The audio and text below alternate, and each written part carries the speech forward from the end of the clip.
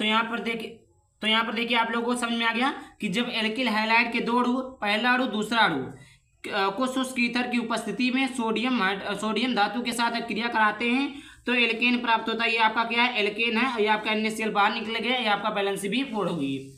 दूसरा है फिर बच्चों वोल्टेज फिटिंग अभिक्रिया। वोल्टेज, ये आपका वोल्टेज अभिक्रिया था, अब की बार वोल्टेज फिटिंग अभिक्रिया है।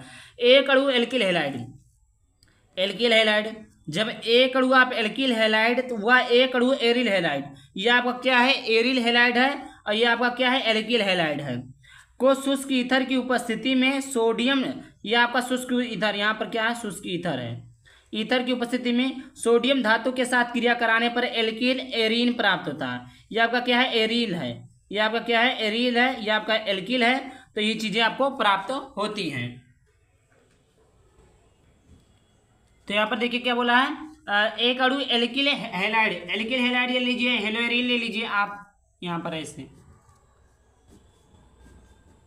यहाँ पर ये, ठीक। और ये क्या बोला है, एल्किल, आप ले लीजिए हेलोएरिन, क्या है, ये आपका हेलोएरिन है।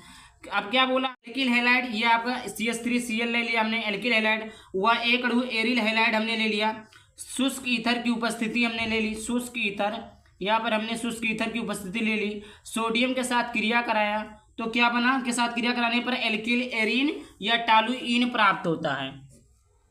ये आपका है, ये चीजें आपकी हैं।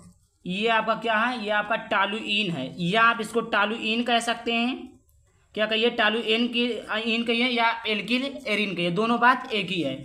और उसके बाद में आपका क्या निकलेगा, NaCl निकल जाएगा, NaCl। यहाँ पर देखिए क्लोरीन 1 क्लोरीन 2, तो यहाँ पर 2 लग जाएगा, 2 सोडियम, तो यहाँ पर 2 लगा देंगे, बैलेंस भी पूर्ण हो गई। फिर से बता देते हैं, एक अणु एल्किल हैलाइड हुआ एक अणु एरिल हैलाइड की क्रिया सोडियम के साथ शुष्क ईथर की उपस्थिति में कराने पर टॉलुइन या एल्किल एरिन प्राप्त होता है। इसे हम क्या कहते हैं, वोल्टेज फिटिंग अभिक्रिया कहते हैं। आई होप आपको क्लियर हो गया होगा।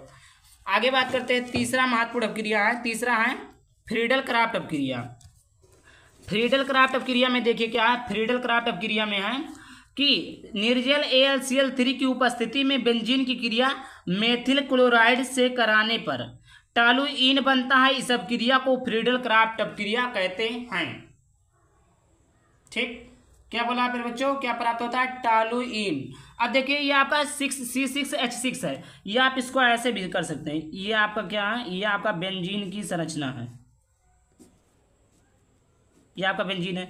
निर्जल AlCl3, यहाँ पर AlCl3 ले लीजिए, AlCl3 कौन सा है, निर्जल है, क्या है बच्चों, निर्जल है। निर्जल AlCl3 की उपस्थिति में ये आपका बेंजीन की क्रिया मेथिल क्लोराइड, तो ये आपका CH3 है, ये आपका Cl है, मेथिल क्लोराइड से कराने पर इस क्रिया को फ्रीडल क्राफ्ट करते हैं, करने पर टॉलुइन प्राप्त होता है। ये आपका क्या है,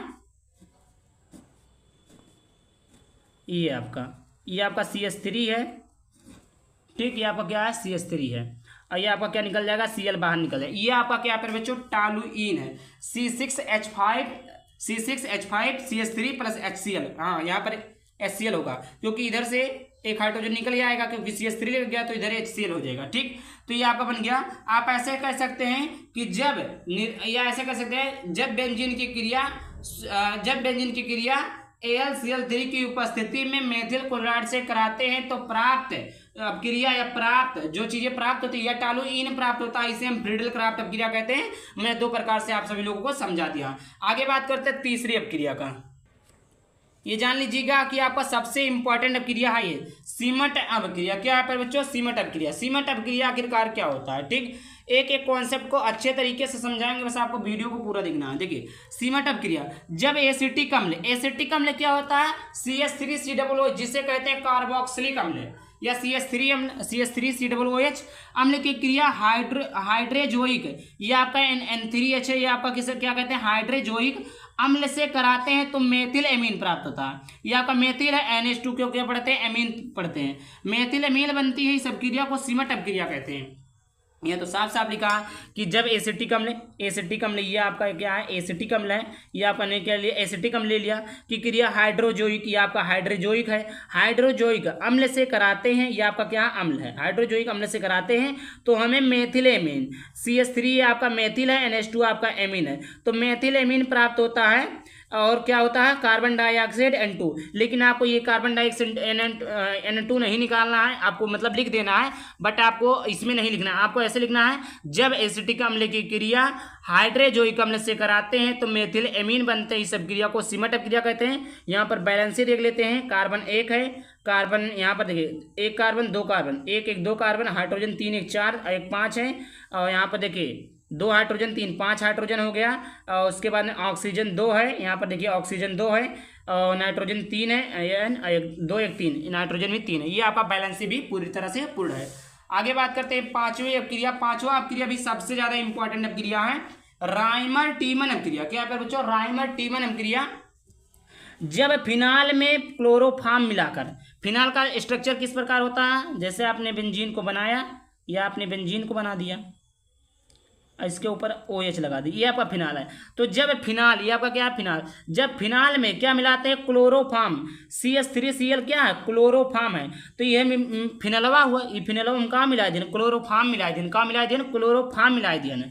और किसके साथ, NaOH, किसके साथ, NaOH यानी क्षार के साथ। कितने डिग्री सेल्सियस ताप पर, 333 केल्विन पर। कितने केल्विन पर, 333 केल्विन ताप पर गर्म करते तो सेलिसिल एल्डिहाइड, ये आपका क्या है, ये आपका देखिए, ये अगर आप ये अगर या इतना ना होता हो, CHO ना होता तो ये आपका फिनाल हो जाता।